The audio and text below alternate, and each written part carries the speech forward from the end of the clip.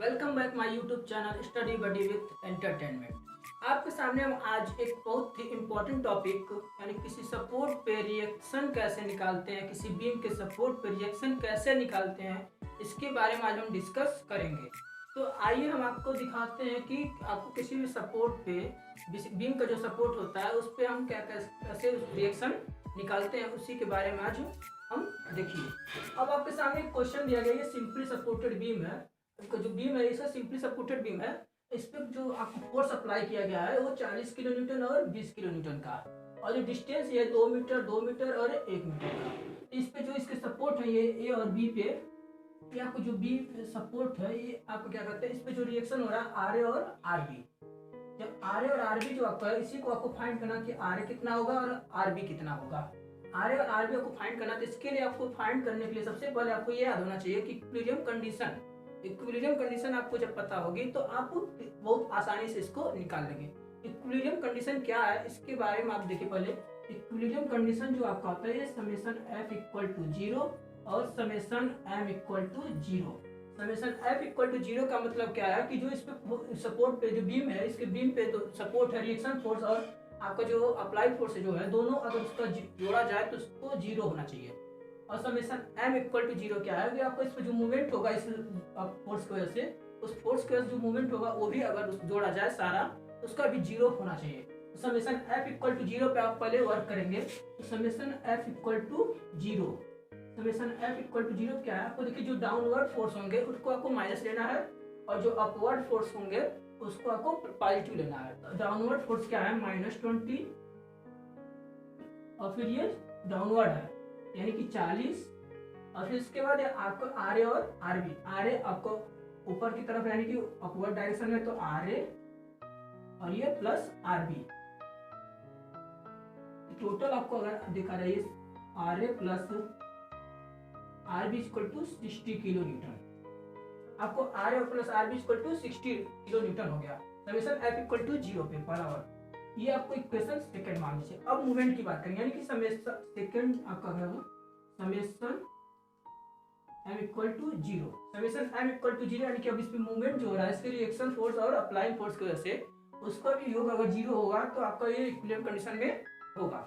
अब तो इसके लिए देखिए पहले आपको आर बी लीजिए। आप मूवमेंट निकालने के लिए आप या तो लेफ्ट साइड से चलिए या तो आप राइट साइड से चलिए। हम राइट साइड से चलते हैं क्योंकि राइट साइड से चलने पे आपको सिंपल होता है।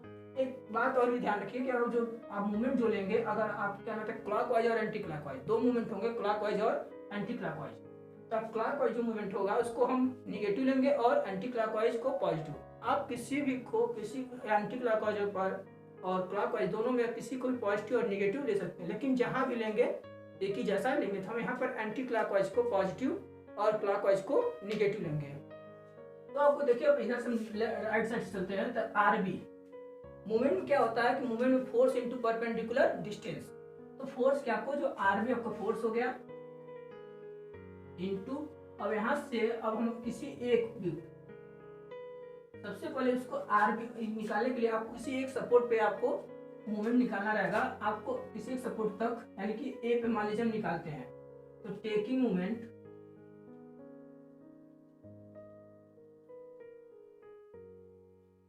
मोमेंट अबाउट पॉइंट ए, यानी कि हम जो मूवमेंट निकालेंगे वो सपोर्ट ए पे निकालेंगे। सपोर्ट ए पे जब निकालेंगे तो उसके देखिए आरबी से यहाँ तक की जो परपेंडिकुलर डिस्टेंस होगी इसको लेंगे, और आरबी ये जो फोर्स है, रिएक्शन फोर्स है, इसको हम लेंगे। तो आरबी इंटू परपेंडिकुलर डिस्टेंस यानी कि आरबी इंटू ये डाउन, इसके जो मूवमेंट होगा ये आपका एंटी क्लॉकवाइज होगा। एंटी क्लॉकवाइज होगा तो हम बोले आप पॉजिटिव लेंगे। तो एंटी क्लॉकवाइज आरबी और परपेंडिकुलर क्या हो जाएगा, 2 2 4 1 5 मीटर यानी कि आरबी इंटू 5। जब इसके बाद इस पे आइए 40 किलोमीटर जो है डाउनवर्ड है, यानी कि जो मूवमेंट करेगा ये क्लॉकवाइज मूवमेंट करेगा।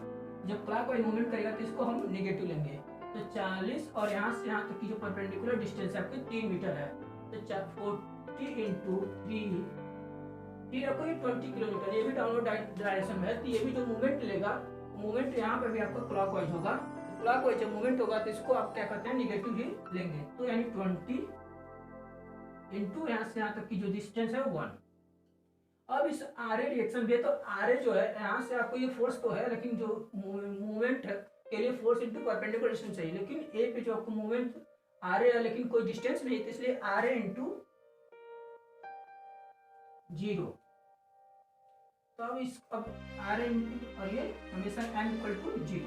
अब इसको टोटली आपको सारा सिंप्लीफाई कर लीजिए, आर बी इंटू 5 और इसको आप करेंगे तो ये आपका हो जाएगा 20 प्लस 120 और ये 0 हो गया।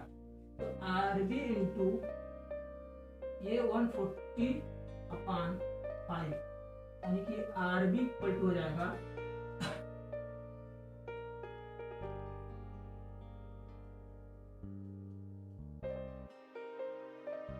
आपको यानी कि आर बी जो आपको निकला 28 किलो न्यूटन, 28 किलो न्यूटन। अब आर बी जो है ये आपको आर बी जो है सब इक्वेशन फर्स्ट में अगर रख देते हैं आपको, अगर आप इक्वेशन फर्स्ट में रख दीजिए, इक्वेशन फर्स्ट क्या था आपका R A plus R B. अब R A plus R B equal to आपको 60 किलो न्यूटन था। इसी में अगर आर बी की वैल्यू फाइंड रख दिया जाए तो आर ए प्लस 20 है, आर बी की वैल्यू क्या है 28 इक्वल टू 60। अब आर ए इक्वल टू 60 में से 32 किलो न्यूटन, यानी आपको जो इस सपोर्ट पे रिएक्शन होगा वो 32 किलो न्यूटन का होगा, यानी कि आर ए को जो रिएक्शन होगा वो आपका आर बी आपका जो 28 किलो न्यूटन और जो आर ए आपका है वो 32 किलो न्यूटन। हाँ, तो इसी के साथ ये आपको जो सिंपली सपोर्टेड बीम पे वो रिएक्शन आपका रिएक्शन हमने फाइंड कर लिया।